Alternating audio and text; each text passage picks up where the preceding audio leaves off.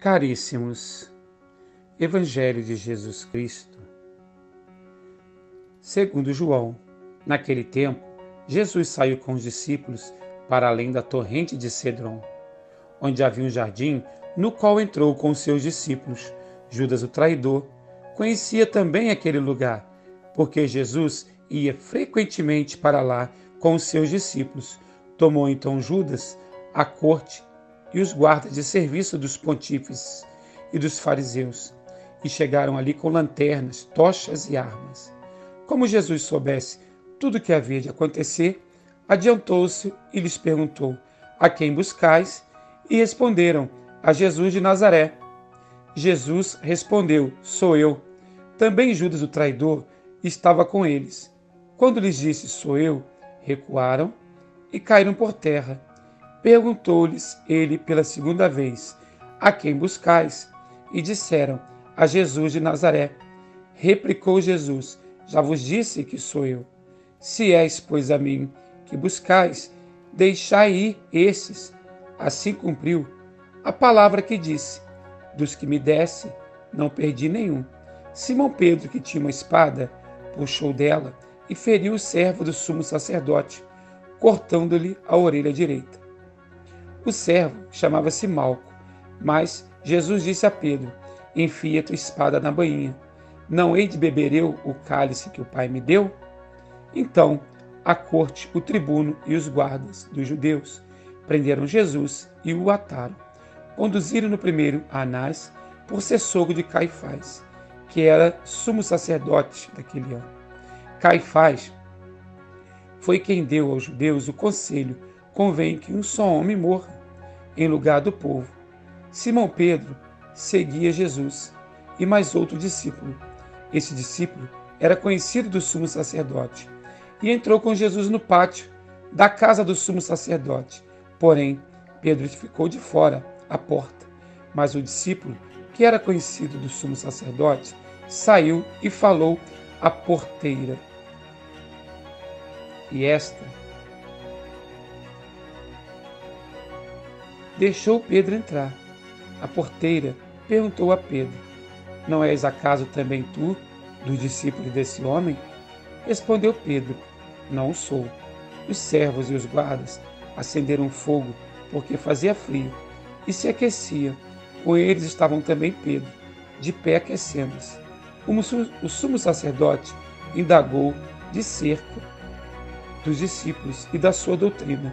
E Jesus lhe respondeu: falei publicamente ao mundo, ensinei na sinagoga e no templo, onde se reúnem os judeus, e nada falei às ocultas. Por que me perguntas? Pergunta àqueles que ouviram o que lhes disse. Estes sabem o que ensinei. A estas palavras, um dos guardas presentes deu uma bofetada em Jesus, dizendo: é assim que responde ao sumo sacerdote? Replicou-lhe Jesus: se falei mal, prova-o, mas se falei bem, por que me bate? Anás enviou o preso aos sumos sacerdotes. Caifás. Simão Pedro estava lá se aquecendo e perguntaram: não és porventura também tu um dos seus discípulos? Pedro negou: não sou. Disse-lhe um dos servos dos sacerdotes, parente daquele a quem Pedro cortou a orelha: não te vi eu com ele no horto? Mas Pedro negou outra vez. Imediatamente o galo cantou. Na casa de Caifás, conduziram Jesus ao pretório. Era de manhã cedo, mas os judeus não entraram no pretório para não se contaminarem e poderem comer a Páscoa. Saiu, pois Pilatos para ter com eles e perguntou: que acusação trazeis contra esse homem? E respondeu: se este não fosse malfeitor, não o teríamos entregue a ti. Disse-lhe então Pilatos: tomai-o e julgai vós mesmos, segundo a vossa lei. E respondeu-lhe os judeus: não nos é permitido matar ninguém. Assim se cumpria a palavra com a qual Jesus indicou de que gênero de morte havia de morrer. Pilatos entrou no pretório, chamou Jesus e perguntou-lhe: és tu o rei dos judeus? Jesus respondeu: dizes isto mesmo. por ti mesmo, ou foram outros que te disseram de mim? Disse Pilatos. Acaso sou eu judeu? A tua nação e os sumos sacerdotes entregaram-te a mim. Que fizeste? Respondeu Jesus. O meu reino não é deste mundo. Se o meu reino fosse deste mundo, os meus súditos certamente teriam pelejado para que eu não fosse entregue aos judeus. Mas o meu reino não é deste mundo. Meus amados e amadas, nós vemos aqui toda a narração. Do início ao fim, nós vemos Jesus. Jesus, o Filho de Deus, que é preso, é julgado e é condenado. Mas Jesus já sabia que tudo isso ia lhe acontecer, porque isso já lhe fora revelado, até mesmo a traição de Judas. Naquele momento, Jesus dava a tarefa como concluída ao ser preso. A última palavra de Jesus, crucificado, foi uma proclamação de que sua missão já tinha atingido o seu ápice e ele dava a ela por concluída. A exclamação que ele fez, tudo está consumado, pode ser entendida sob diversos ângulos.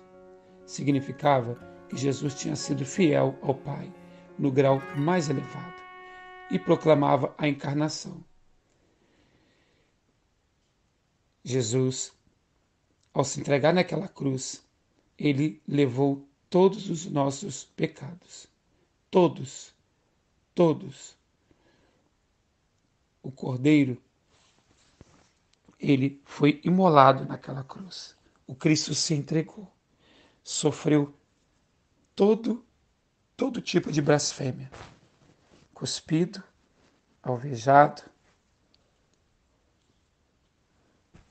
Jesus foi levado ao aprisco da cruz e ali ele foi entregue.